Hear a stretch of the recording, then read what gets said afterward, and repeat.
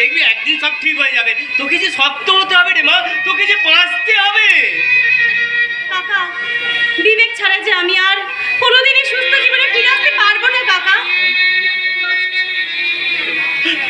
ওরে মা, তোকে আমি কেমন করে বোঝাই যে একবার পৃথিবীর মায়া ত্যাগ করে চলে যায় তাকে যে ফিরিয়ে আনা যায় না রে মা, ফিরিয়ে আনা যায় না।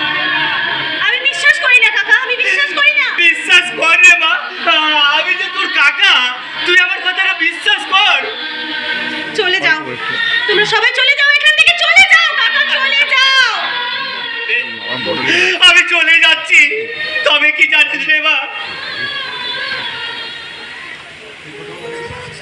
সেই ছোট্টবেলাতে তুই তোর বাবা মাকে হারিয়েছিস, সেই থেকে আমি কোলে পিঠে করে তোর কন্যাশ্রী মানুষ করেছি।